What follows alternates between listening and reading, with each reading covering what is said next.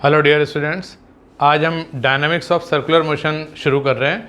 मतलब forces which causes a body to execute circular motion का analysis करेंगे। तो डायनामिक्स ऑफ सर्कुलर मोशन,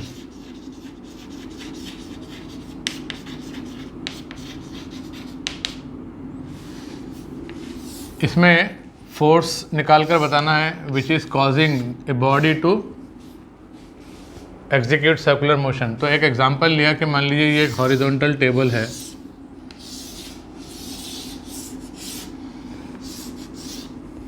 ठीक है, और इसके सेंटर पर अपन ने यहाँ पर एक पैग फिक्स कर दिया और एक L लेंथ की स्ट्रिंग, मासलेस आइडियल स्ट्रिंग, और एक पार्टिकल मास m का, और इसको ऐसा वेलोसिटी दिया कि ऐसा सर्कुलर मोशन करने लगा। मतलब इसका जो वेट है वो तो नॉर्मल रिएक्शन से बैलेंस हो जाएगा। इसका एफबीडी बनाएंगे तो इसका वेट तो जो है नॉर्मल रिएक्शन से बैलेंस हो जाएगा, इसीलिए बार बार स्मूथ हॉरिजॉन्टल टेबल का इस्तेमाल करा जाता है क्वेश्चन में। और एक ये जो टेंशन है T, ये इसको सर्कुलर मोशन कराने के लिए रिक्वायर्ड सेंट्रीपिटल एक्सेलरेशन दे रहा है, इसलिए इस टेंशन को हम सेंट्रीपिटल फोर्स कहेंगे। सेंट्रीपिटल फोर्स किसको कहते हैं? जो सेंटर की तरफ लगता है और सर्कुलर मोशन कराता है पार्टिकल का। तो आपको बोला कि फाइंड दिस टेंशन T। तो सिंपल है कि इस T के कारण, इस फोर्स के कारण, ये कॉज है, ये एफबीडी है। एफबीडी में अपन क्या बताते हैं? Cause of motion, FBD of body या पार्टिकल। और इसका इफेक्ट क्या हुआ कि ये सर्कुलर मोशन कर रहा है, इक्विलिब्रियम में थोड़ी है, सर्कुलर मोशन कर रहा है, इसकी वेलोसिटी कंटिन्यूसली चेंज हो रही है। तो इसका एक्सेलरेशन किधर है? तो चूंकि ये बताया गया कि ये constant velocity, constant speed v से रोटेट कर रहा है, v जो है वो कांस्टेंट दिया हुआ है, तो अब इसका एक्सेलरेशन क्या होगा? तो सर्कुलर मोशन में एक्सेलरेशन के दो कंपोनेंट होते हैं, एक टेंजेंशियल और एक रेडियल। टेंजेंशियल कंपोनेंट 0 है क्योंकि स्पीड कांस्टेंट है। रेडियल कंपोनेंट कितना होगा? तो रेडियल कंपोनेंट ऐसा इनवर्ड AR होगा, और AR कितना होता है? v²/r। r रेडियस, रेडियस कितना है? लेंथ L ऑफ स्ट्रिंग के बराबर। तो net force towards centre T is providing this acceleration v²/L to this mass m। तो ये टेंशन T की वैल्यू आ गई। सो सिंपल है ना, वेरी सिंपल। इससे थोड़ा टफ लेते हैं। अगली सिचुएशन में देखिए, इस स्मूथ हॉरिजॉन्टल टेबल पर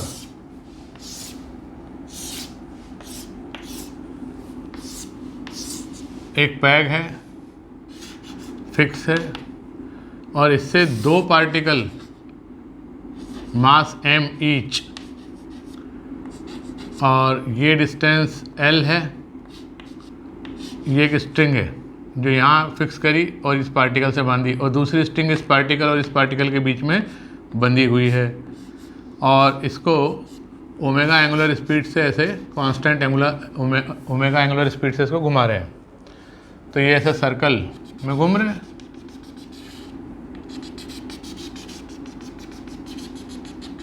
ठीक है ना?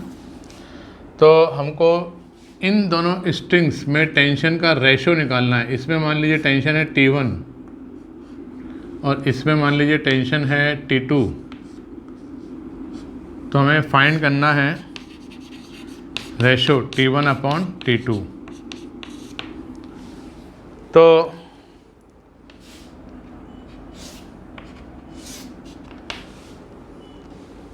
एफबीडी बनाओ। तो एक बात बताओ, T1 बड़ा होगा कि T2? अगर ये वाला धागा टूट जाए, T1 अगर 0 हो जाए, तो ये दोनों पार्टिकल सर्कुलर मोशन नहीं कर पाएंगे। मतलब ये T1 की रिस्पॉन्सिबिलिटी है इन दोनों पार्टिकल को सर्कुलर मोशन कराना। जबकि T2 अगर टूटेगा तो सिर्फ ये वाला m मास का पार्टिकल सर्कुलर मोशन नहीं करेगा, टेंजेंशियली फ्लाई ऑफ कर जाएगा, और ये तो इस धागे से बंधा है तो घूमेगा L रेडियस के सर्कल में। तो T2 की जवाबदारी है सिर्फ इस m को सर्कुलर मोशन कराना, T1 की जवाबदारी दोनों को सर्कुलर मोशन कराना। तो T1 मस्ट बी ग्रेटर, तो T1/T2 जो है ग्रेटर देन 1 आएगा। अब मैंने एफबीडी बनाया, ये पहला वाला पार्टिकल है मास m का, ये दूसरा वाला पार्टिकल है मास m का, और यहाँ ये पैग है, और इस तरफ लग रहा है T1, इस तरफ लग रहा है T2, इस तरफ लग रहा है T2, और उनके वेट जो हैं वो नॉर्मल रिएक्शन से बैलेंस्ड हैं। तो मैं सिर्फ हॉरिजॉन्टल फोर्सेस शो कर रहा हूँ, वेट तो टेबल के नॉर्मल रिएक्शन से बैलेंस्ड हैं। अब ये ओमेगा एंगुलर स्पीड से दोनों अलग अलग रेडियस, ये L रेडियस और ये 2L रेडियस के सर्कल में गोल गोल घूम रहे हैं। तो एक्सेलरेशन इसका कितना होना चाहिए, सेंट्रीपिटल एक्सेलरेशन होना चाहिए ओमेगा स्क्वायर r। तो net force towards centre is providing this mass m, centripetal acceleration omega square r। और इसके लिए net force towards centre, centripetal force is providing required centripetal acceleration omega square into 2L, radius इसका 2L है। तो T2 की value तो आ गई। अब T1 कितना है, T1 है T2 plus m omega square L। तो सेकेंड इक्वेशन से T2 की वैल्यू फर्स्ट इक्वेशन में रखेंगे तो ये 3m ओमेगा स्क्वायर L ऐसा आ जाएगा। तो इसका मतलब ये हुआ कि T1 अपॉन T2 निकालेंगे आप तो ये 3/2 आएगा, और ये क्वेश्चन सॉल्व हो गया। मतलब इसमें सिर्फ यही देखना है कि net force towards centre is equal to mass into centripetal acceleration, ऐसा आपको करके दिखाना है। ठीक है, अगला केस अपन ले रहे हैं कोनिकल पेंडुलम का। कोनिकल पेंडुलम में बहुत सारी बातें सीखने को मिलती हैं। तो कोनिकल पेंडुलम कैसा होता है, कोनिकल पेंडुलम, तो ये सिंपल पेंडुलम हमने नाम सुना है। सिंपल पेंडुलम कैसा होता है, सिंपल पेंडुलम, सिंपल पेंडुलम एक L लेंथ की स्ट्रिंग होती है और एक पॉइंट मास बॉब जिसको कहते हैं, और इसको इस तरीके से अपन ऑसिलेट कराते हैं। तो ये स्मॉल एंगल के लिए theta, very small angular SHM करता है, SHM करता है, हार्मोनिक मोशन करता है। और इसका टाइम पीरियड सिंपल पेंडुलम का 2π√L/g ऐसा आता है, जो कि सिंपल हार्मोनिक मोशन के चैप्टर में हम डिराइव करेंगे। अब कोनिकल पेंडुलम का मतलब ये कि इस बॉब को हॉरिजॉन्टल प्लेन में घुमाना है, धागे को ऊपर फिक्स करके बॉब को हॉरिजॉन्टल प्लेन में घुमाना है। मतलब ये ऐसा हॉरिजॉन्टल प्लेन में घूमेगा बॉब। ठीक है, लेंथ ऑफ स्ट्रिंग वही है L, और ये ओमेगा पर डिपेंड करेगा कि थीटा कितना है। तो मान लीजिए किसी सिचुएशन में थीटा आपको दिया हुआ है कि भाई ये थीटा एंगल है, semi vertex angle of the cone generated by the string इस थीटा। बॉब का मास मान लीजिए m है, तो आपको थीटा के टर्म्स में ओमेगा इन टाइम पीरियड निकालना है। ओमेगा का मतलब 2π अपॉन टाइम पीरियड होता है। तो ओमेगा निकल गया तो टाइम पीरियड निकल जाएगा। तो आपको फाइंड करना है time period in terms of theta. अब देखो एक बात तो समझ में आ रही है, जैसे जैसे ओमेगा बढ़ेगा वैसे वैसे थीटा बढ़ेगा, और ओमेगा कम करते जाओगे तो थीटा भी कम होता जाएगा। इसका FBD बनाया जाए तो इसके FBD में देखो, यहाँ पर मैंने बॉब लिया ऐसा वर्टिकल से थीटा एंगल पर, एक टेंशन T लगेगा स्ट्रिंग से, और एक वेट वर्टिकली डाउनवर्ड। तो ये दो फोर्स लग रहे हैं। ये ग्राउंड फ्रेम में FBD है, ग्राउंड रेफरेंस फ्रेम में FBD है, और हमें ये सर्कुलर मोशन करता हुआ दिख रहा है। किस रेडियस के सर्कल में, तो ये रेडियस कितना होगा, तो ये ट्रायंगल में देखिए ये हाइपोटेन्यूज L है, ये थीटा है, तो थीटा के सामने परपेंडिकुलर, तो ये L साइन थीटा हो जाएगा radius of the circle in horizontal plane. तो इसका एक्सेलरेशन मतलब ऐसा हॉरिजॉन्टल टुवर्ड्स सेंटर AR कितना है, ओमेगा स्क्वायर इंटू R कितना है, L साइन थीटा। ठीक है, तो वर्टिकली तो नेट फोर्स 0 है, ना ये ऊपर जा रहा है ना नीचे जा रहा है। तो मैं क्या लिख सकता हूँ कि T cos थीटा तो mg को बैलेंस कर रहा है, और T sin theta net unbalanced external force on the bob in horizontal direction is providing required centripetal acceleration M omega square R बोले तो एल साइन थीटा। ठीक है, ये सेंट्रीपिटल फोर्स है टी साइन थीटा जो कि सेंट्रीपिटल एक्सेलरेशन दे रहा है। तो साइन थीटा से साइन थीटा कैंसिल हो गया, क्या बचा, T is equal to M omega square L. अब मुझे क्या निकालना है, omega in terms of theta. तो फर्स्ट और सेकंड इक्वेशन से टी को एलिमिनेट करो, तो टी की वैल्यू अपन यहाँ रख देते हैं, तो हमें कैसा दिखेगा, M omega square L cos theta is equal to M G. अब m से m कैंसिल हो गया, तो ओमेगा कितना आएगा, अंडर रूट जी सेक थीटा अपॉन एल। तो टाइम पीरियड कितना आएगा, तो टाइम पीरियड आएगा 2 pi upon omega, 2 pi upon omega. तो ओमेगा को उल्टा करके लिख रहा हूँ मैं, तो ये हो जाएगा एल कॉस थीटा अपॉन जी। तो ये कोनिकल पेंडुलम का टाइम पीरियड आया था। ये टाइम पीरियड सिंपल पेंडुलम के टाइम पीरियड से कम है, क्योंकि cos theta is always less than 1। Theta 0 तो हो नहीं सकता कि कॉस 0 1 कर लो अपन, कुछ ना कुछ तो थीटा है। तो हमने ये पाया कि कोनिकल पेंडुलम का टाइम पीरियड सिंपल पेंडुलम के टाइम पीरियड से कम होता है। मतलब फास्टर घुमाना पड़ेगा कोनिकल पेंडुलम बनाने के लिए। टाइम पीरियड कम मतलब फटाफट वो सर्कुलर मोशन कंप्लीट करेगा, एक सर्कल कंप्लीट करेगा। अच्छा, दूसरी बात ये कि जैसे जैसे आप ओमेगा बढ़ाओगे तो थीटा बढ़ेगा। देखो कॉस 0 1 होता है तो सेक 0 भी 1 होगा, कॉस 90 0 होता है तो सेक 90 इन्फाइनाइट होगा। सेक 90 इन्फाइनाइट मतलब जैसे जैसे थीटा बढ़ेगा, तो ये 0 से 90 तक बढ़ रहा है थीटा, तो सेक थीटा की वैल्यू 1 से इन्फाइनाइट जा रही है। तो थीटा बढ़ाओगे तो सेक थीटा बढ़ेगा, सेक थीटा बढ़ेगा तो ओमेगा बढ़ेगा। तो ये बात भी यहाँ समझ में आ रही है कि ओमेगा बढ़ाओगे तो थीटा बढ़ेगा, ज़्यादा थीटा के लिए ज़्यादा ओमेगा की रिक्वायरमेंट होगी। और कम से कम थीटा कितना हो सकता है, जस्ट 0 से थोड़ा ज़्यादा। तो अगर आप थीटा इक्वल टू 0 रखोगे, कॉस 0 1 होता है, सेक 0 भी 1 होता है, तो ओमेगा कोनिकल पेंडुलम की मिनिमम जो वैल्यू आएगी वो कितनी आएगी, रूट जी बाई एल। इससे कम ओमेगा में कोनिकल पेंडुलम नहीं बनेगा। ये मिनिमम एंगुलर वेलोसिटी है to form a conical pendulum. ठीक बात। अब इस पर कुछ कुछ टिडबिट क्वेश्चंस बनते हैं, वो मैं आपको बताता हूँ कितने मज़ेदार चीज़ें बनेंगी। तो देखिए ये वही सिचुएशन है, ग्राउंड रेफरेंस फ्रेम में एफबीडी बना हुआ है।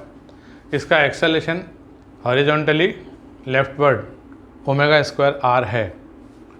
मतलब मैं यहाँ पर फिर से एक बार फिगर बनाऊँ कि ये ऐसा टेंशन है वर्टिकल से थीटा एंगल पर, वर्टिकली डाउनवर्ड एम जी है, और एक्सेलरेशन इस डायरेक्शन में है। किस डायरेक्शन में, तो एक्सेलरेशन को मैं अलग कलर से बना देता हूँ। एक्सेलरेशन ऐसा है, कितना है, ओमेगा स्क्वायर इंटू आर बोले तो एल साइन थीटा। ठीक है ना, ये इसका नेट एक्सेलरेशन है, क्योंकि कांस्टेंट एंगुलर वेलोसिटी से चल रहा है। तो टेंजेंशियल एक्सेलरेशन तो 0 है, तो सिर्फ रेडियल एक्सेलरेशन ही रह जाना है, A equal to A R. तो अगर इसकी इक्वेशन लिखी जाए कि sigma F X equal to M A X, sigma F Y equal to M A Y, तो आप समझिए अभी हमने जो लिखी थी वो लिखी थी कि वर्टिकली एंड हॉरिजॉन्टली अगर हम लिखें तो हम लिखेंगे vertically T cos theta minus M G is equal to M into 0, net force in vertical direction is equal to mass into acceleration in vertical direction. Acceleration in vertical direction 0 है, सारा के सारा हॉरिजॉन्टल डायरेक्शन में है। तो T sine theta is net force in horizontal direction and is equal to M into A की value रख लेना, ओमेगा स्क्वायर आर जो भी है।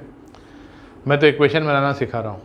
एक बंदे ने बोला कि नहीं मैं तो है ना दो म्यूचुअली परपेंडिकुलर डायरेक्शन में sigma F X equal to M X, sigma F Y equal to M A Y लगाना चाहता हूँ, और एक डायरेक्शन तो मैंने ये चूज़ करी अलॉन्ग द स्ट्रिंग, और एक डायरेक्शन में चूज़ करूँगा परपेंडिकुलर टू स्ट्रिंग।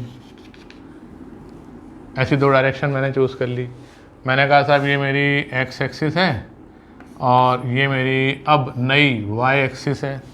तो sigma F X equal to M A X लिखना है मुझे। तो देखो एक्सेलरेशन के कंपोनेंट एक्स कंपोनेंट और वाई कंपोनेंट बताओ। तो ये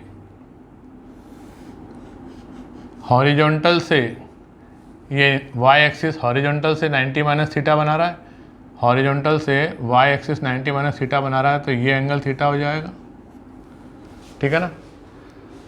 तो अगर हम सिग्मा एफ एक्स लिखें, सिग्मा एफ एक्स, तो इस डायरेक्शन में कितना फोर्स है, तो ये थीटा है। एक्स एक्सिस के अलॉन्ग में लिख रहा हूँ sigma F X equal to M X. कैसे लिखूँ, तो मैंने लिखा इस डायरेक्शन में फोर्स है एम जी कॉस, नहीं sine theta, M G sine theta, इसका इधर वाला कंपोनेंट, और टी का कंपोनेंट तो जीरो आ रहा है, is equal to mass into component of acceleration in this direction. X axis के अलॉन्ग एक्सेलेरेशन कितना है, omega square R cos theta. ऐसा भी एक इक्वेशन बन सकता है। इसी प्रकार से sigma F Y equal to M A Y, sigma F Y is equal to M A Y, ये दूसरी इक्वेशन जनरेट करी उसने। दो म्यूचुअली परपेंडिकुलर डायरेक्शन कोई सी भी ली जा सकती हैं। तो along the string net force कितना है वाई एक्सिस की तरफ, एक तो टी है और एक एम जी का कंपोनेंट अपोजिट डायरेक्शन में एम जी कॉस थीटा। तो हम लिखेंगे T minus M G cos theta is net force along Y direction is equal to mass into A Y. तो ए वाई, ए का component Y axis के along कितना आएगा, ए sine theta. तो इस प्रकार से अगर ये चार इक्वेशन पर विचार किया जाए, ये इक्वेशन नंबर 1, ये इक्वेशन नंबर 2, ये इक्वेशन नंबर 3 और ये इक्वेशन नंबर 4, तो ये चारों ही इक्वेशन अपने आप में सही हैं। तो वो क्वेश्चन में ये पूछ सकता है कि इस कोनिकल पेंडुलम के लिए हमने कुछ इक्वेशंस लिखी हैं, तो बताओ इसमें से कौन सी सही है कौन सी गलत है। तो आपको r की value L sine theta, r की वैल्यू L साइन थीटा रखकर इन इक्वेशंस में और देखना है कि जो दी हुई इक्वेशंस हैं उनमें से कौन सी सही है कौन सी गलत है। ये बात समझ में आ गई ना। जिस डायरेक्शन में आपने नेट फोर्स निकाला उस डायरेक्शन में mass into acceleration component of acceleration in that particular direction, ऐसा न्यूटन लॉ का फार्मूला कहता है।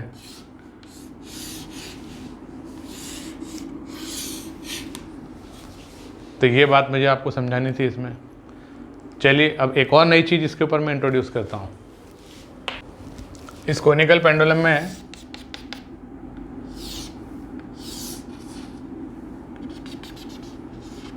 बॉब हॉरिजॉन्टल प्लेन में सर्कुलर मोशन कर रहा है और उसका रेडियस, सर्कल का रेडियस L साइन थीटा है। मैं अगर इसका FBD ग्राउंड रेफरेंस फ्रेम में बनाता हूँ जैसा कि अभी बनाया था, तो मुझे इस बॉब पर वर्टिकल डायरेक्शन में डाउनवर्ड एक वेट mg लगता हुआ दिख रहा है और एक ऐसा वर्टिकल से थीटा एंगल पर टेंशन T लगता हुआ दिख रहा है। और इसका रिज़ल्ट क्या हुआ, इसका रिज़ल्ट हुआ कि इस डायरेक्शन में acceleration A equal to omega square R ऐसा आ रहा है। ये FBD in ground reference frame है। तो ये बॉब का एक्सेलरेशन, बॉब एक्सेलरेटेड है कि नहीं, हाँ, कितना एक्सेलरेशन है इसका, toward centre omega square R। अब अगर मैं बॉब पर बैठ जाऊं और बॉब के रेफरेंस फ्रेम में FBD बनाऊं, तो बॉब पर अगर आप बैठ गए तो बॉब आपके रिस्पेक्ट में रेस्ट में आ जाएगा। बॉब ना तो आपसे आगे जा रहा ना पीछे जा रहा, कोई मोशन करता हुआ नहीं दिखेगा, बॉब तो रेस्ट में, आप बॉब के साथ में गोल घूम रहे हैं। तो अगर मैं बॉब रेफरेंस फ्रेम में बात करूं तो ये रेफरेंस फ्रेम एक्सेलरेटेड है। क्यों? क्योंकि बॉब एक्सेलरेटेड है। कितना एक्सेलरेशन है इसका, ओमेगा स्क्वायर R इनवर्ड। तो जब मैं FBD बनाऊंगा तो जो रियल फोर्सेस हैं टेंशन T और वेट mg वो तो लग ही रहे हैं, इसके अलावा एक सूडो फोर्स लगाना पड़ेगा आउटवर्ड डायरेक्शन में। सूडो फोर्स कितना, mass into acceleration of reference frame Bob. और फिर ये आपको कैसा दिखेगा, इक्विलिब्रियम में दिखेगा। ठीक बात। तो अगर मैं यहाँ इक्वेशन लिखूंगा तो मैं कहूँगा कि वर्टिकली तो नेट फोर्स 0 है, हॉरिजॉन्टली नेट अनबैलेंस फोर्स इसको एक्सेलरेशन इन्वर्ट दे रहा है। तो मेरी इक्वेशन बनेगी T cos theta is equal to तो mg है और टी साइन थीटा इसको m को ओमेगा स्क्वायर r प्रोवाइड कर रहा है। यहाँ जब मैं बॉब रेफरेंस फ्रेम में बोलूँगा तो किसी भी डायरेक्शन में नेट फोर्स 0 है क्योंकि इसका एक्सेलरेशन 0 है। ये इक्विलिब्रियम में एक्सेलरेशन 0 है तो किसी भी डायरेक्शन में एक्सेलरेशन कंपोनेंट 0 ही आना है। तो अगर मैं वर्टिकली लिखूँ तो क्या लिखूँगा कि T cos theta is balancing mg and T sine theta is balancing pseudo force m into omega square R. तो कहने के दो तरीके अलग अलग हो गए, लेकिन इक्वेशन वही बन के आएगी, आंसर वही आएगा।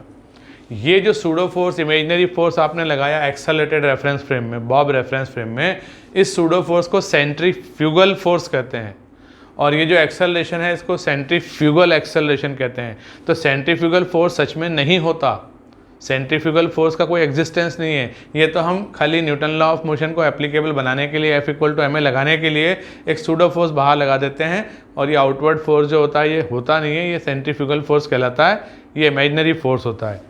तो बनते कोशिश ग्राउंड रेफरेंस फ्रेम में काम कर लो और दिक्कत आए ग्राउंड रेफरेंस फ्रेम में तो सूडो लगा के और रोटेटिंग फ्रेम में काम कर लो। बॉब के साथ बैठ कर देखो कि क्या एक्सेलरेशन से ये बॉब चल रहा है, उतना मैं सूडो लगा देता हूँ तो फिर ये बॉब मुझे रेस्ट में दिखेगा। इक्विलिब्रियम तो किसी भी डायरेक्शन में नेट फोर्स 0 करूँ, ठीक बात। हालांकि ये question circular motion in vertical plane का है जिसके ऊपर कि मैं अलग से वीडियो बनाने वाला हूँ, लेकिन अभी आप यहाँ समझ सकते हो क्योंकि लास्ट टर्न पर अपन ने रेडियस ऑफ कर्वेचर पढ़ा था। तो एक क्वेश्चन ऐसा बनाया कि ऐसी एक हिल है, एक ऐसी वैली है और एक ऐसा प्लेन है। तो इसके ऊपर एक पार्टिकल ऐसा या एक मोटरसाइकिलिस्ट ऐसा जा रहा है जिसका मास m है। तो जब वो यहाँ है तब नॉर्मल रिएक्शन कितनी होगी n1, जब वो यहाँ है वैली बॉटम में तब उसकी नॉर्मल रिएक्शन कितनी होगी n2, और जब वो यहाँ है हॉरिजॉन्टल प्लेन पर और जा रहा है स्पीड v से, v कांस्टेंट है, ठीक है ना, v स्पीड से जा रहा है, तो यहाँ पर नॉर्मल रिएक्शन कितनी होगी।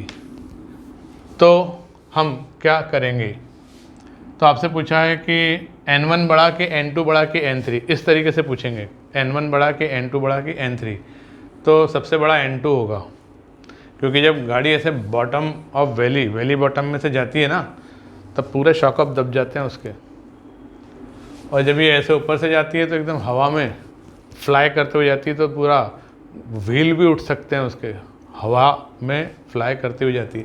तो ये दबा ही नहीं रही ग्राउंड को, तो यहाँ नॉर्मल रिएक्शन मिनिमम होगी।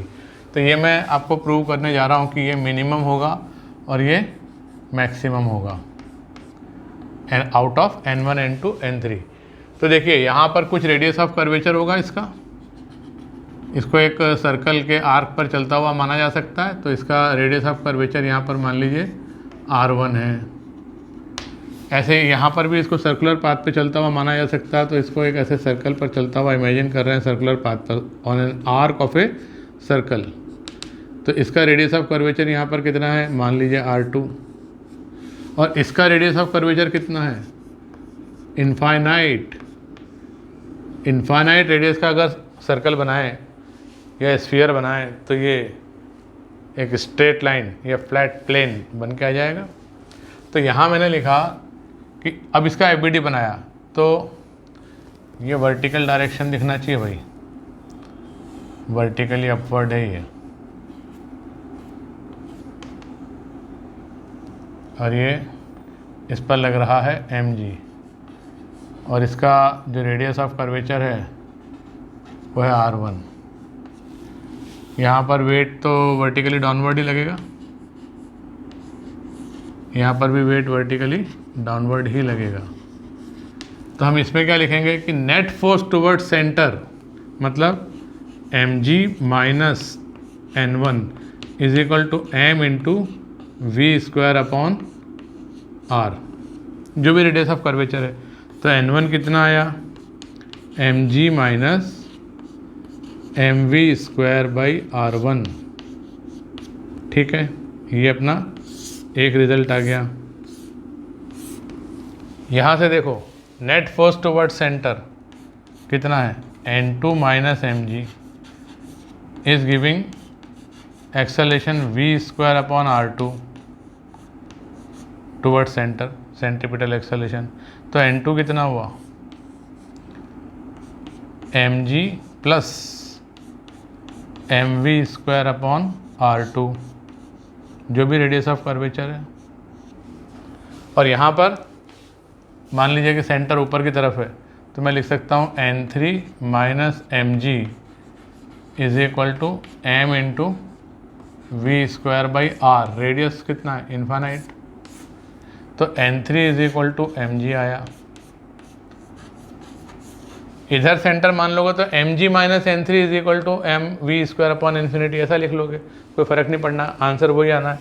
तो ये देखिए किस केस में नॉर्मल रिएक्शन लीस्ट है और किस केस में मैक्सिमम है। तो ये नॉर्मल रिएक्शन mg से कम है, ये mg है, और ये mg से ज़्यादा है, तो ये N2 जो है ये मैक्सिमम है। तो मैं क्या लिखूँगा कि N2 is largest, then N3 and then lastly N1। ऐसा नॉर्मल रिएक्शन का मेरे पास में रिलेशन मैंने समझा। ठीक है, ऐसे ही उसमें अगर एक क्वेश्चन बनाया कि साहब एक तो ये ऐसा दिखाया हुआ है और एक ऐसा, दो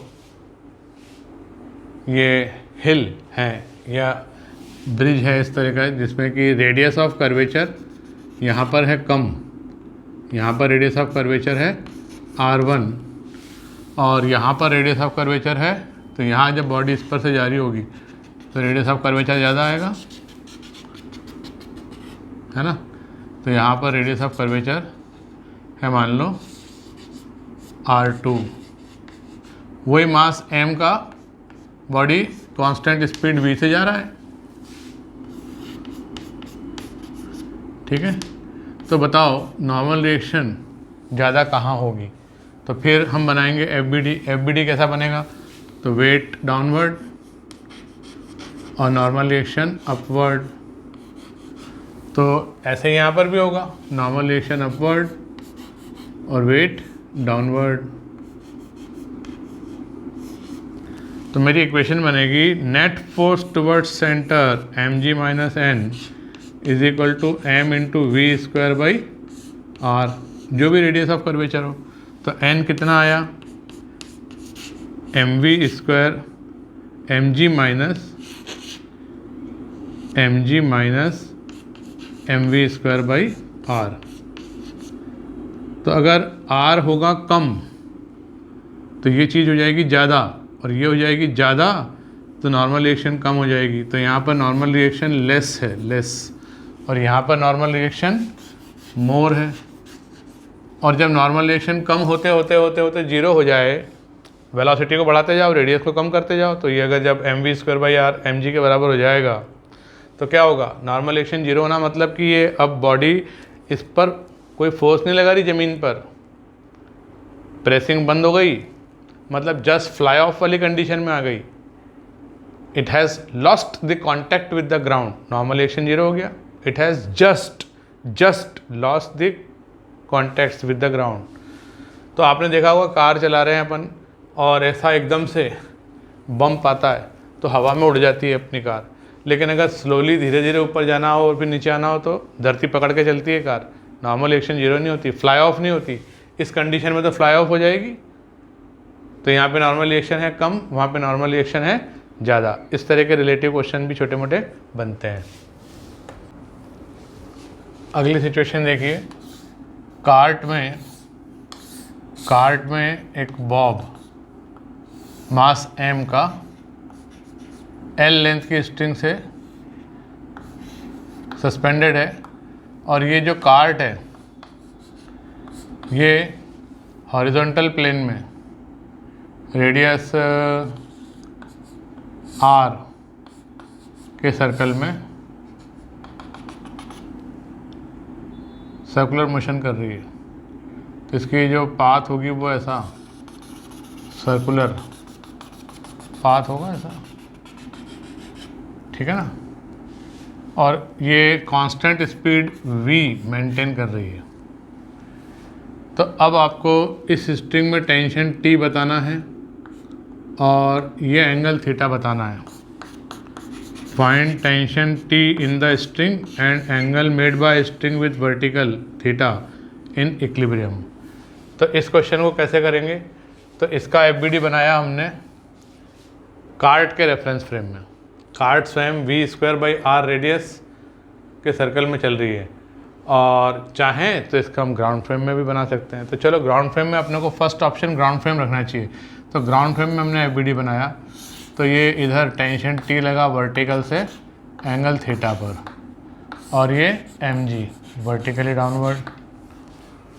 अब ये किस रेडियस के सर्कल में बॉब घूम रहा है, तो r तो ये है ही है, और प्लस ये L साइन थीटा और है, प्लस ये L साइन थीटा और है। तो इसका जो रेडियस हो जाएगा सर्कुलर मोशन का रेडियस वो r plus L sine theta होगा। तो इसका एक्सेलरेशन कितना आएगा, रेडियल कंपोनेंट v²/r, r बोले तो r plus L sine theta, ऐसा आ जाएगा, ठीक है। अब इक्वेशन बना दो, ये ग्राउंड रेफरेंस फ्रेम है। अगर मान लो मैं बॉब पर बैठकर बॉब का FBD बनाऊंगा तो ये इतना सूडो मुझे बाहर की तरफ लगाना पड़ेगा। तो वो फोटो फिर ऐसा दिखेगा कि ये टेंशन T है, ये वेट वर्टिकली डाउनवर्ड है और एक सूडो बाहर की तरफ लग रहा है, कितना mv²/r, r कितना है r plus L sine theta. और ये अब इक्विलिब्रियम में दिख रहा है, ये बॉब रेफरेंस फ्रेम में FBD हो गया, ये ग्राउंड रेफरेंस फ्रेम में FBD हो गया। तो दो इक्वेशन कैसे बनेगी, तो मैं इसको r plus L sine theta को अगर स्मॉल r लिखूं तो थोड़ा सिंपल दिखेगा। तो मैं क्या लिखूंगा, vertically net force 0 t cos theta minus mg is equal to mass into acceleration, and horizontally net force towards left is giving you mv²/r, ठीक है। यहाँ पर क्या दिखेगा कि सभी डायरेक्शन में नेट फोर्स 0 है तो एक्सेलरेशन 0 है, इक्विलिब्रियम कंडीशन है। मतलब t cos theta minus mg is equal to m into 0 net force along vertical. Net force along horizontal कितना होगा, तो नेट फोर्स अलॉन्ग हॉरिजॉन्टल एक तो इधर t sine theta leftward और राइट वर्ड सूडो, तो मैं लिखूँगा t sine theta minus mv²/r is equal to mass into इस डायरेक्शन में एक्सेलरेशन कितना है 0। तो देखो दोनों से वही इक्वेशन बन के आएंगी, दो इक्वेशन है और दो अननोन है, दो इक्वेशन और दो unknown, t cos theta equal to mg and t sine theta equal to mv²/r। तो जब मैं डिवाइड करूँगा equation number 2 divided by equation number 1, तो मुझे मिलेगा tan theta is equal to v²/rg। इससे मुझे थीटा मिल गया और स्क्वायर करके ऐड करूँगा तो t² is equal to mg का स्क्वायर प्लस mv²/r का भी स्क्वायर, और फिर इसका लगा देंगे अंडर रूट, तो ये टेंशन आ गया, ठीक है ना। तो इस टेंशन को हम ऐसे लिख सकते हैं m इंटू जी इफेक्टिव, जी इफेक्टिव मतलब कि अगर वो नहीं घूम रहा होता, सिर्फ कार्ट स्टेशनरी होती तो टेंशन कितना आता mg, पर यहाँ पर कितना आ रहा है कुछ और, जैसे लिफ्ट फ्रेम में अलग आता ना g प्लस ए जी माइनस ए, तो यहाँ पर जी इफेक्टिव कितना होगा g² प्लस v²/r का स्क्वायर, ये जी इफेक्टिव हो जाएगा। जी इफेक्टिव की वैल्यू समझ में आई, g² प्लस जो एक्सेलरेशन है v²/r उसका स्क्वायर, दो कंपोनेंट हैं, और उससे जी इफेक्टिव आ रहा है। तो कभी कभी ऐसा जी इफेक्टिव करके पूछते हैं कि टेंशन पहले अगर ये कार्ट स्टेशनरी होती तो एम जी होता, और अभी ये टेंशन कुछ और है, तो कितना है, इतना है, और जी इफेक्टिव कितना है। ठीक है। डबल कोनिकल पेंडुलम, एक ये क्या चीज़ होती है देखिए। तो मान लीजिए कि वर्टिकल रॉड है और फिक्स है, यहाँ से एक स्ट्रिंग ऐसे आती है, ये बॉब है मास m का, और एक स्ट्रिंग ऐसे आती है। रॉड की लेंथ भी l है, स्ट्रिंग्स की लेंथ भी l है, मतलब इक्विलेटरल ट्रायंगल बन रहा है, और इसको हम ऐसे ओमेगा एंगुलर स्पीड से घुमा रहे हैं।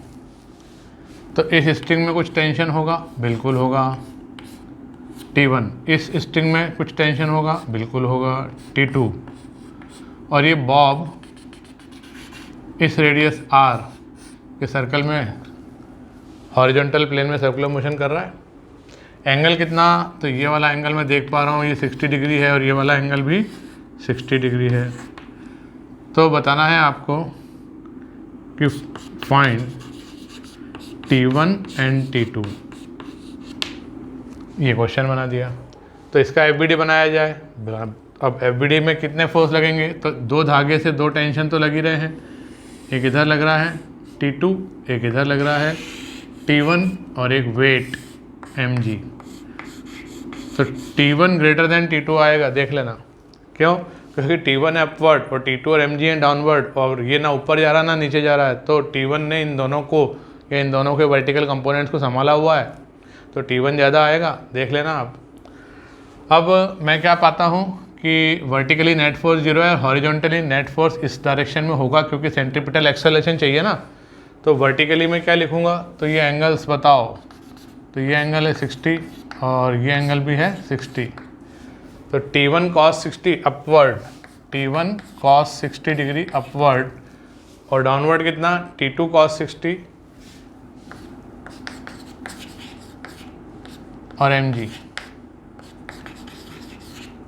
तो ऐसा लिख सकता हूँ मैं, अपवर्ड कितना T1 cos 60 और डाउनवर्ड कितना T2 cos 60 प्लस mg।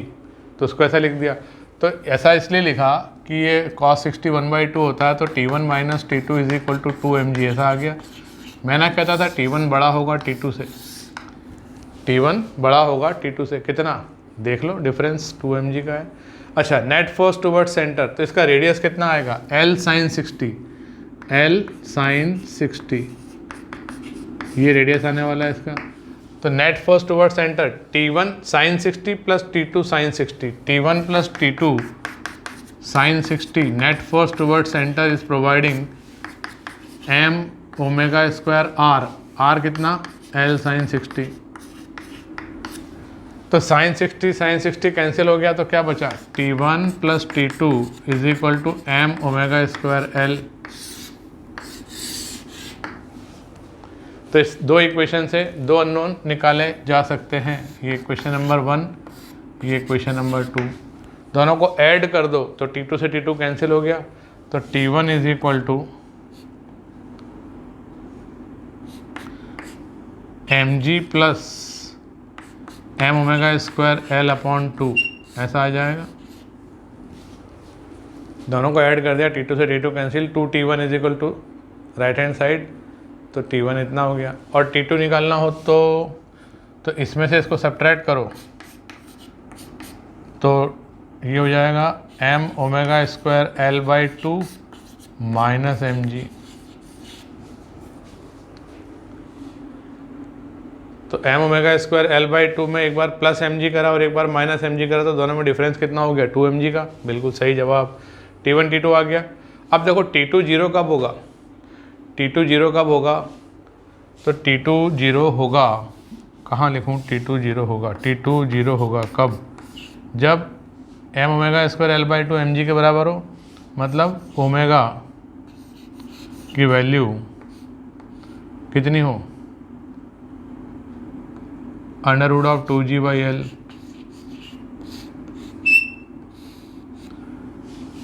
और कुछ पॉजिटिव वैल्यू आएगी कब, जब ओमेगा को और बढ़ाओगे तो T2 0 से बढ़ता जाएगा पॉजिटिव। तो इसको अगर ग्रेटर देन इक्वल टू 0 लिखना है तो इसको भी greater than equal to √2g/L कर देंगे। तो ये जो T1 T2 की वैल्यूज़ आई ना, ये for omega greater than equal to √2g/L, मतलब इतना ओमेगा तो आपको देना ही है, तब ये वैलिड होगा।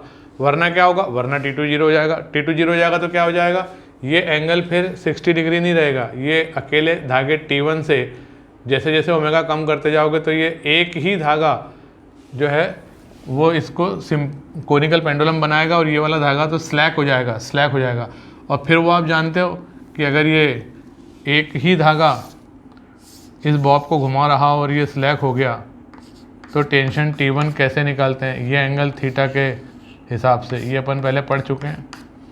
तो ओमेगा अगर इससे कम होगा तो T2 0 हो जाएगा और T1 फिर निकालना हमको आता है। तो इन कंडीशन में जब ये दोनों स्ट्रिंग टॉट हैं, T1 और T2 के एक्सप्रेशन इस तरह से हमने फाइंड करे। ठीक है, अगली सिचुएशन देखिए। एक ब्रिज है इस प्रकार का जिसको कि हम आर्क ऑफ ए सर्कल के रूप में एज्यूम कर रहे हैं, जिसका कि रेडियस कुछ होगा r, radius of curvature of bridge. अब इस पर एक मोटरसाइकिलिस्ट कांस्टेंट स्पीड से ऊपर गया फिर नीचे आया, ठीक है ना, और स्पीड v जो है वो कांस्टेंट है। तो नॉर्मल रिएक्शन कहाँ ज़्यादा होगी, A पर या B पर, विच इज़ ग्रेटर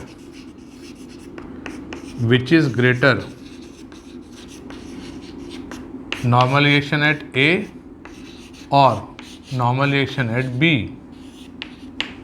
ऐसा क्वेश्चन बनाया। तो FBD बनाकर देखो, किसी भी पोजीशन पर जब वर्टिकल से उसके एंगुलर पोजीशन थीटा है, उसका FBD कहता है एक तो नॉर्मल रिएक्शन लगेगी, एक वेट वर्टिकली डाउनवर्ड एक्ट होगा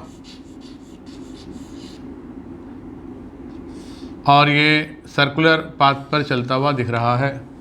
तो net force toward centre is equal to mass into centripetal acceleration. तो मैं क्या लिखूंगा, mg cos थीटा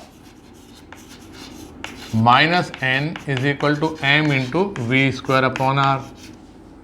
तो n का थीटा पर डिपेंडेंस है, तो n is equal to mg cos theta minus mv square upon R. अब थीटा अगर 0 हो जाता है तो cos थीटा मैक्सिमम हो जाता है 1।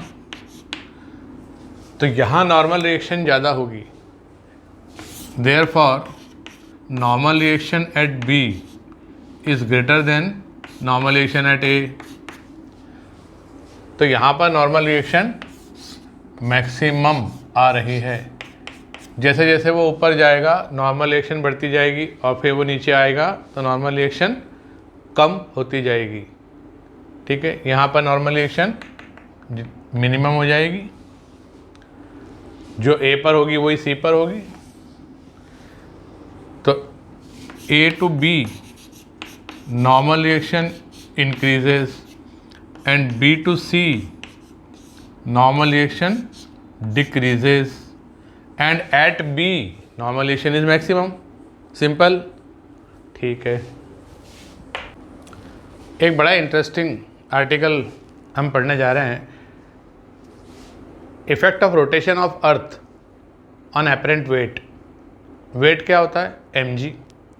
अभी g क्या होता है, तो साहब g होता है एक्सेलरेशन ड्यू टू ग्रेविटी। आपने सुना होगा कि एक्सेलरेशन ड्यू टू ग्रेविटी की वैल्यू जब आप कैलकुलेट करते हैं तो वो हर जगह एक तरह की नहीं होती। जैसे कि अर्थ सरफेस के ऊपर कुछ हाइट पर जाओगे तो g कम हो जाता है, अर्थ सरफेस से नीचे गड्ढा खोद के अगर आप कुएं में नीचे उतरोगे तो वहाँ भी g की वैल्यू कुछ कम हो जाती है। इसी प्रकार से इक्वेटर से पोल तक अगर आप जाओगे तो जी की वैल्यू चेंज होती है, बढ़ती जाती है। इक्वेटर पे मिनिमम होती है और पोल पर मैक्सिमम होती है। क्यों?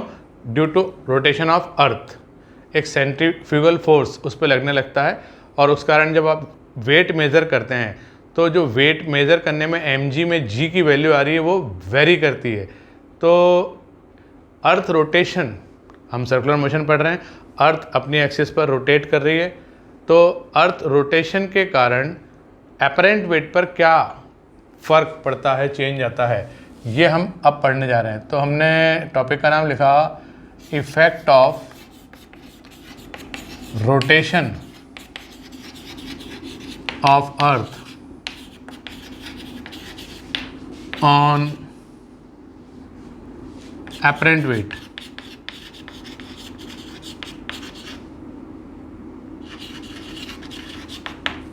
अपरेंट वेट मतलब जो आप मेज़र करोगे वही आपको अपीयर करेगा कि ये मेरा वेट है। तो जो ट्रू वेट होता है वो कहाँ होता है? वो पोल पर होता है। जो पोल पे मेज़र किया आपने वेट, वो आपका ट्रू वेट कहलाता है, बाकी सब जगह अपरेंट वेट कहलाता है। तो ऐसा रोटेशन से क्या होता है? तो देखिए, अर्थ सर्फ अपन ने ऐसे बनाई, अब अर्थ अपनी एक्सिस पर रिवॉल्व कर रही है, रिवॉल्व नहीं, रोटेट कर रही है। रिवॉल्व तो सन के अराउंड करती है और अपनी एक्सिस पर रोटेट करती है। और इसका टाइम पीरियड कितना होता है? 24 आवर्स। तो इसका एंगुलर स्पीड क्या होगा? इतना रेडियन पर आवर। ठीक है। अर्थ का रेडियस कितना होता है? 6400 किलोमीटर अप्रॉक्सीमेटली। उसको मीटर में कन्वर्ट कर लोगे तो ऐसा यूनिट बन जाएगी। इसको रेडियन पर सेकंड में कन्वर्ट करोगे यहाँ पे 3600 से मल्टीप्लाई करके, तो ये ओमेगा रेडियन पर सेकंड में आ जाएगा, ऐसा यूनिट में आ जाएगा। अब देखिए, ये यहाँ पर है आपकी इक्वेटर, और यहाँ पर कोई है आपका एक ब्लॉक जिसका कि आपको वेट मेज़र करना है। तो इस पर लगने वाले फोर्सेस, तो ये कहाँ है पहले तो ये बताओ। तो साहब ये लैटिट्यूड थीटा पर है या को लैटिट्यूड लेमडा पर है। को लैटिट्यूड मतलब लैटिट्यूड का कॉम्प्लीमेंट्री एंगल। तो मैंने क्या कहा कि लैटिट्यूड अगर मैं कहूँगा तो उस लोकेशन का थीटा है। इक्वेटर का लैटिट्यूड क्या होता है? 0, और पोल का क्या होता है? 90 डिग्री। को लैटिट्यूड का मतलब क्या? को लैटिट्यूड का मतलब क्या? 90 डिग्री में से सब्ट्रैक्ट कर लो लैटिट्यूड को, कॉम्प्लीमेंट्री एंगल आ जाएगा, वो है लेमडा। तो आपको लोकेशन बता देगा वो कि कहाँ पर हैं आप, जहाँ निकालना है अपरेंट वेट। अब इसका बनाओ एबीडी, इसको स्प्रिंग बैलेंस से ऐसे लटका के अपन इसका वेट मेजर करने वाले हैं।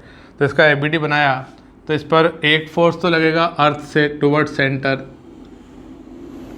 कितना? Gmm/r² वाले फार्मूले से, न्यूटन लॉ से निकालेंगे तो ये mg। ठीक है। और चूंकि ये इस सर्कल में रिवॉल्व कर रहा है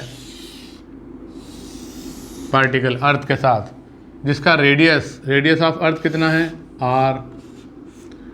तो ये रेडियस कितना हो जाएगा जिस सर्कल में ये पार्टिकल रोटेट कर रहा है?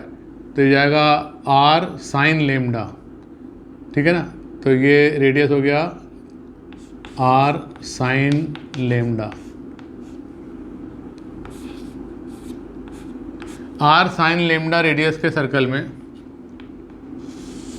इस रेडियस के सर्कल में ये रिवॉल्व कर रहा है। तो इसके एफबीडी में मैं अगर इसके साथ इस बॉब के या इस ब्लॉक के ऊपर बैठकर मैं अगर देख रहा हूँ, इसकी रेफरेंस फ्रेम में देख रहा हूँ, तो मुझे एक सूडो फोर्स भी लगाना पड़ेगा। कितना? m into omega square r बोले तो ये छोटा वाला। ठीक है। अब इन दोनों का जो रिजल्टेंट आएगा वो नेट फोर्स होगा, और उसके इक्वल अपोजिट हमारी स्प्रिंग बैलेंस का स्प्रिंग फोर्स होना चाहिए। ऐसी होना चाहिए स्प्रिंग बैलेंस की पोजीशन। तो ये इक्विलिब्रियम में आ जाएगा, और मैं चूँकि बॉब के ऊपर बैठकर या ब्लॉक के ऊपर बैठकर ब्लॉक का एबीडी बना रहा हूँ तो इक्विलिब्रियम में दिखना है। तो ये डायरेक्शन में जो इन दोनों का रिजल्टेंट आया, इसको हम कह रहे हैं ये वेट मेज़र किया जाने वाला है, किससे? स्प्रिंग बैलेंस से। तो इसको मैंने कहा ये mg इफ़ेक्टिव है, मतलब ये वेट मेज़र होगा, ये अपेरेंट वेट बनेगा। यहाँ पर mg नहीं आएगा आंसर, वहाँ पर कुछ बदल जाएगा, mg की जगह mg इफ़ेक्टिव कर दिया, जैसे कि g कुछ बदला हुआ है, g इफ़ेक्टिव हो गया है। अच्छा, वर्टिकल लाइन कौन सी होती है? नॉर्मल के अलॉन्ग, तो ये वर्टिकल लाइन है। तो वर्टिकल लाइन में आपको स्प्रिंग बैलेंस नहीं रखना है, इसके अपोजिट रखना है, तब ये वेट मेज़र होगा। अच्छा, ये एंगल है आपका लेमडा, तो यहाँ 90 माइनस लेमडा, तो ये एंगल कितना होगा? 90 प्लस लेमडा, 90 प्लस लेमडा। भाई ये लेमडा है, ये 90 है, तो ये 90 माइनस लेमडा है, तो ये 90 प्लस लेमडा होगा, जिससे कि टोटल 180 हो जाए। अब इन दोनों का रिजल्टेंट ये है और ये मेज़र होने वाला है स्प्रिंग बैलेंस से। तो बताओ जी की वैल्यू यहाँ पर कितनी हो गई? जी इफेक्टिव हो गई, कैसे निकालोगे? तो इन दोनों का resultant parallelogram rule of vector addition से R square equal to P square plus Q square plus 2p cos theta वाले फार्मूले से मैंने निकाला। तो मैंने क्या लिखा कि G effective square is equal to G square plus omega square R की जगह क्या लिख दूँ मैं? आर साइन लेमडा का स्क्वायर प्लस 2pq cos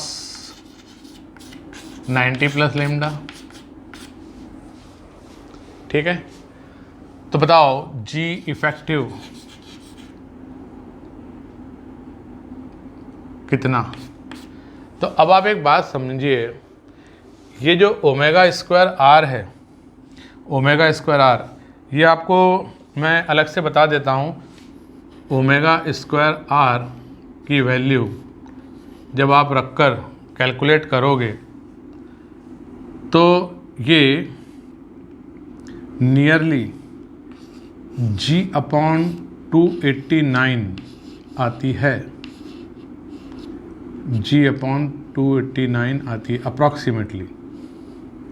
ठीक है ना, मतलब ये g से काफ़ी कम है ओमेगा स्क्वायर आर की वैल्यू।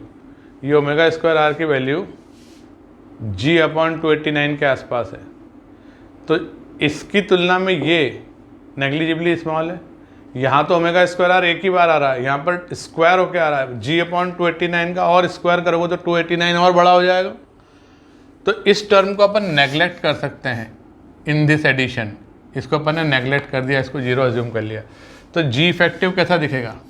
जी square plus 2g omega square R sine lambda, और ये cos 90 प्लस लेमडा का मतलब क्या होता है? माइनस साइन लेमडा, और इसका अंडर रूट। ये अप्रॉक्सीमेट वैल्यू निकाल रहे हैं अपन, ठीक है ना। तो यहाँ पर चाहे तो अप्रॉक्सीमेट का सिंबल भी लगा सकते हैं। अच्छा, फिर आगे बढ़िए और सिंप्लीफाई करिए। तो इसमें से मैंने जी स्क्वायर कॉमन लिया, तो G effective is equal to G in bracket 1 plus 2 omega square R sine lambda sine square lambda, और ये माइनस साइन यहाँ आ गया तो ये माइनस हो गया, और g से डिवाइड करा, this raise to power half. ऐसा g इफेक्टिव का एक्सप्रेशन आया। तो g इफेक्टिव बाइनोमियल अप्रॉक्सीमेशन से देखें कि omega square R upon G की value, omega square R upon G की वैल्यू 1 अपॉन 289 है, तो ये काफ़ी छोटा है 1 से। तो 1 plus X raise to N is nearly equal to 1 plus N X वाला अब बाइनोमियल अप्रॉक्सीमेशन लगाया तो पावर बन जाएगी कोफिशिएंट। तो ये 2 से 2 कैंसिल हो गया, क्या बचा? Omega square R upon G sine square lambda. तो फाइनली मेरे पास g इफेक्टिव कितना आया? ये आया g minus omega square R sine square lambda. और अगर मैं थीटा के टर्म में बताना चाहूँ तो लेमडा की जगह 90 माइनस थीटा रख दो, लेमडा की जगह 90 माइनस थीटा रख दो, तो G effective is equal to G minus omega square R cos square theta, ऐसा लिख सकते हैं। तो एक तरफ से कैसे भी याद कर लो, एच सी वर्मा में लेमडा के टर्म्स में है, को लैटिट्यूड के टर्म्स में है, तो को लैटिट्यूड के टर्म्स में साइन आता है। तो ये m into G effective will be the spring force in equilibrium, और ये आपका एपरेंट वेट होगा। m इंटू जी इफेक्टिव, ये आपका एपरेंट वेट होगा, जो कि mg से कुछ कम है, जो कि mg से कुछ कम है। अब पोल पर अगर पहुंच जाते हैं तो लेमडा क्या हो जाएगा, 0। तो पोल पर क्या होगा, पोल पर जी इफेक्टिव जी के बराबर हो जाएगा। तो मैं यहाँ लिख देता हूँ, पोल पर लेमडा है 0, तो जी इफेक्टिव कितना होगा, जी, मतलब वहाँ पर जब आप मेज़र करोगे तो वो पूरा mg अपना आंसर आएगा, ट्रू वेट कहलाएगा। और इक्वेटर पर लेमडा है 90 डिग्री, तो वहाँ जी इफेक्टिव आएगा जी minus omega square are.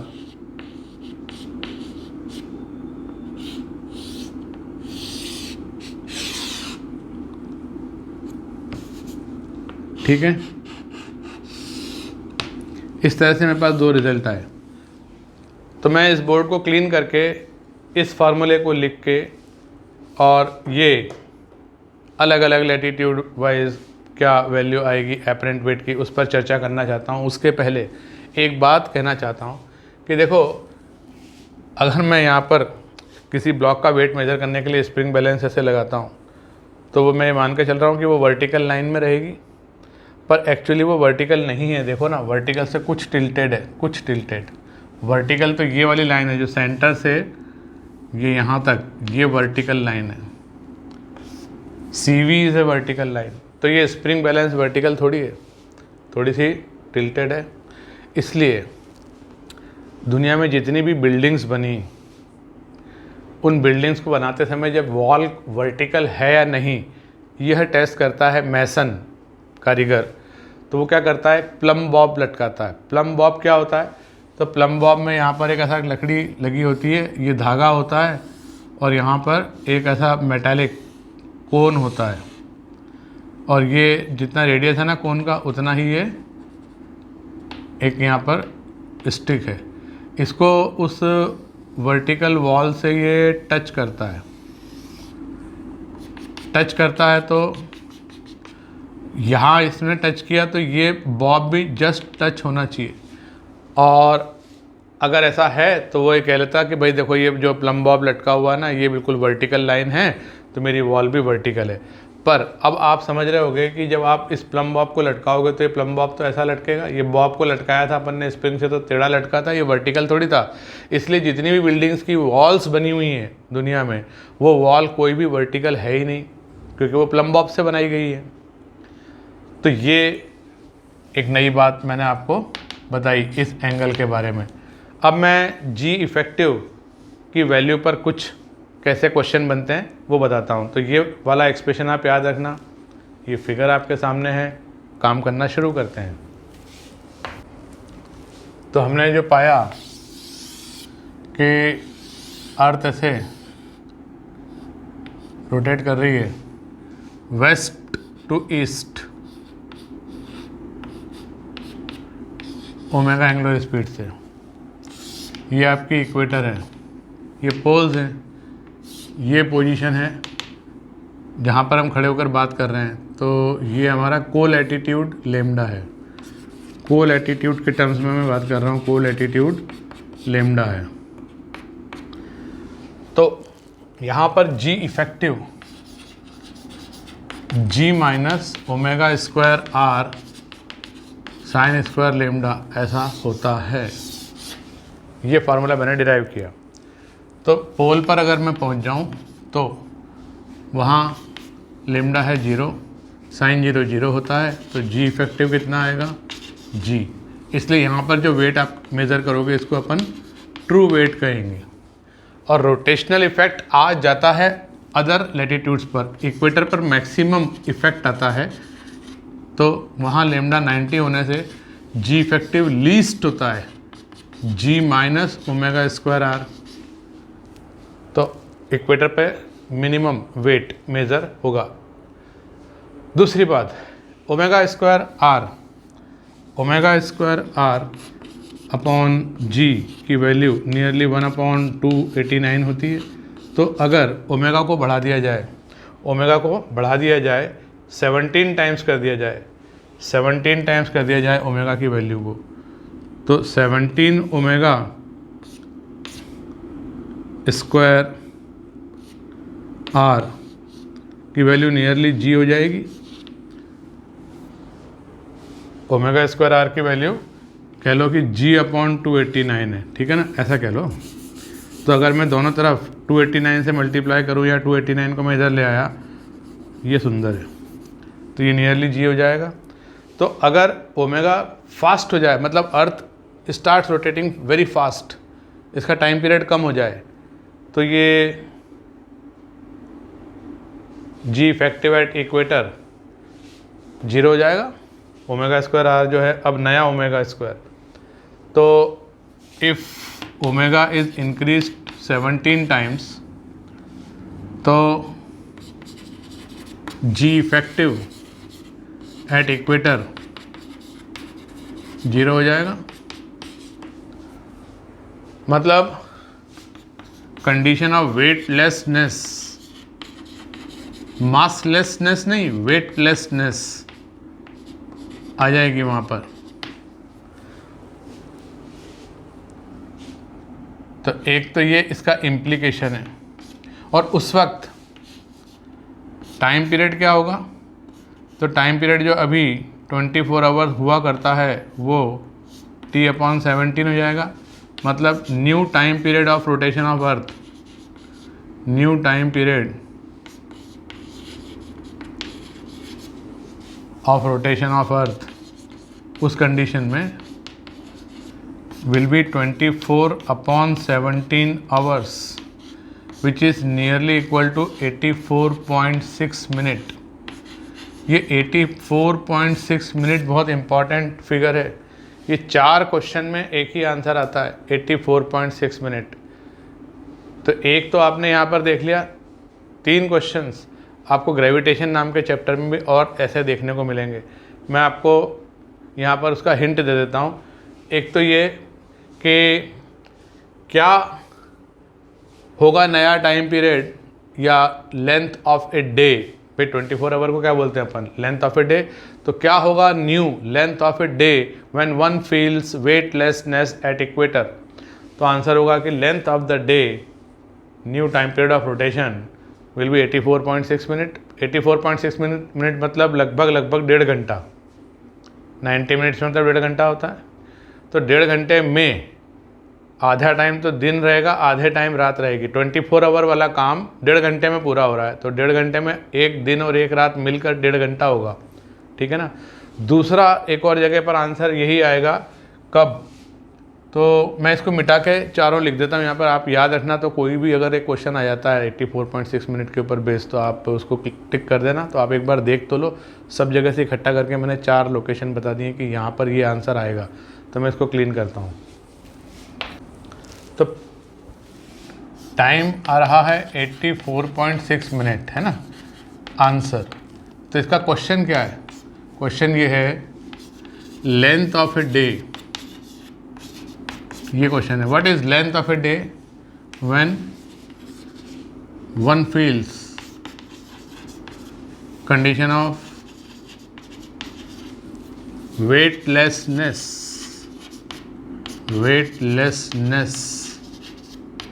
At equator. दूसरा क्वेश्चन है time period of simple pendulum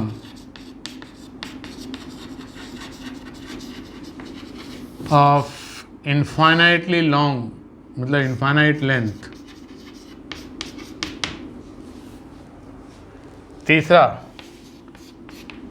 question है कि what is time period of a particle, what is time period of oscillation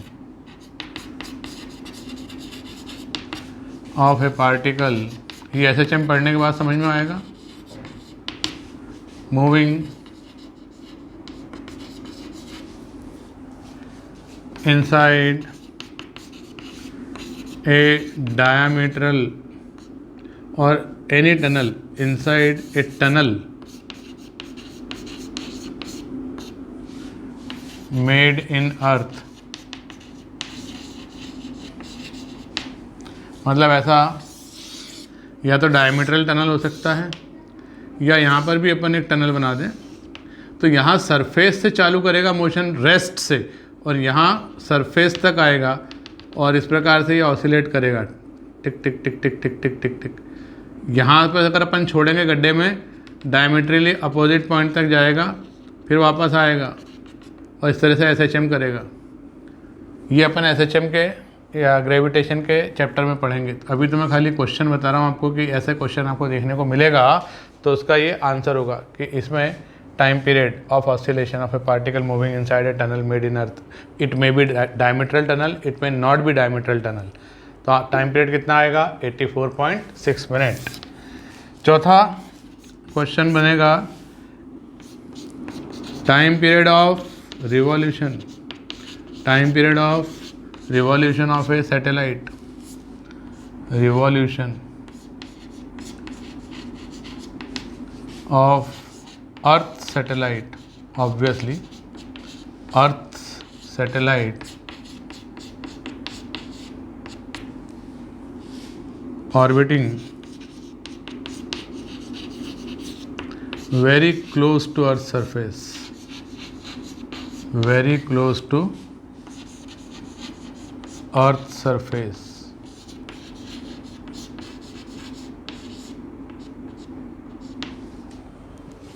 मतलब एक सैटेलाइट को हमने छोड़ा और वो अर्थ सरफेस के बहुत करीब ऐसा रिवॉल्व कर रहा है, तो एक रिवॉल्यूशन पूरा करने में जो टाइम लगेगा, इसको time period of revolution of this satellite, वो 84.6 मिनट आएगा। तो ये 4 क्वेश्चन का एक ही आंसर आता है 84.6 मिनट। और वो 4 ऑप्शन ऐसे देते हैं 84.6 मिनट, 48.6 मिनट, 64.8 मिनट। मतलब वो 846 तो वहाँ पे रहता है लेकिन उसकी सीक्वेंस बिगाड़ देते हैं। पहले 8 आएगा, फिर 4 आएगा, फिर 6 आएगा। इसको याद रखना कैसे, अल्फ़ाबेटिकली जमा हुआ है। E for 8, F for 4, S for 6, ABCDE F G H I, पूरा ये आप अल्फ़ाबेटिकली देखो E F S, पहले E आता है, फिर F आता है, फिर S आता है, ठीक है ना।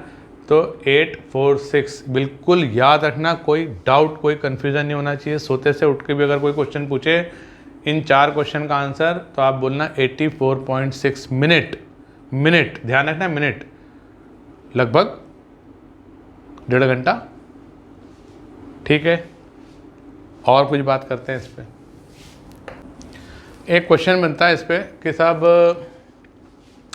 बॉम्बे से दिल्ली नहीं, बॉम्बे से कलकत्ता ट्रेन जा रही है, तब स्प्रिंग बैलेंस से कुछ हमने मेज़र किया तो अपरेंट वेट आया। वही ट्रेन उसी स्पीड से कलकत्ता से बॉम्बे आ रही है, हमने स्प्रिंग बैलेंस से वेट मेज़र किया, एक नया अपरेंट वेट आया, तो ज़्यादा कौन सा होगा। तो ये कैसे समझूं मैं, तो देखो जो अर्थ है वो वेस्ट टू ईस्ट, ऐसे ये वेस्ट है, ये घूमकर इधर आता है, वेस्ट टू ईस्ट ऐसे घूम रही है अपनी एक्सिस पर। अब जो भी है हमारा मुंबई और कोलकाता, बॉम्बे एंड दिल्ली नहीं, बॉम्बे एंड कोलकाता, मुंबई एंड कोलकाता, तो मुंबई टू कोलकाता मतलब वेस्ट टू ईस्ट अगर ट्रेन जा रही होगी ना तो उसका ओमेगा और बढ़ जाएगा भाई। वो अगर ना चले तो उसका ओमेगा स्पेस में कहीं खड़े होकर देखेंगे तो जो अर्थ का ओमेगा है वही उस ऑब्जेक्ट का ओमेगा होगा। लेकिन अगर ट्रेन ऐसे जा रही है तो ओमेगा क्या होगा, बढ़ जाएगा। ओमेगा बढ़ जाएगा तो जी इफेक्टिव क्या हो जाएगा, तो जी इफेक्टिव होता है G minus omega square R sine square lambda. इसमें ओमेगा बढ़ेगा तो जी इफेक्टिव कम हो जाएगा। तो यहाँ ओमेगा बढ़ गया है, यहाँ जो ओमेगा है वो इस ओमेगा से ज़्यादा हो गया है क्योंकि ये relative to earth west to east भाग रही थी। अब अगर मान लो कि कोलकाता से मुंबई की तरफ ट्रेन आ रही है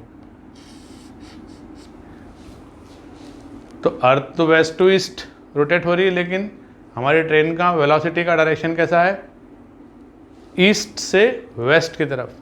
तो यहाँ पर ओवरऑल मिला के देखेंगे, दिस प्लस दिस करेंगे वेक्टर सम, तो ओमेगा यहाँ पर अब कम हो गया, मतलब omega dash is less than omega. यहाँ पर ओमेगा बढ़ गया था, मतलब क्या था कि omega dash was greater than omega, है ना। यहाँ पर ओमेगा डबल डैश कहूँ मैं तो ये लेस देन ओमेगा है।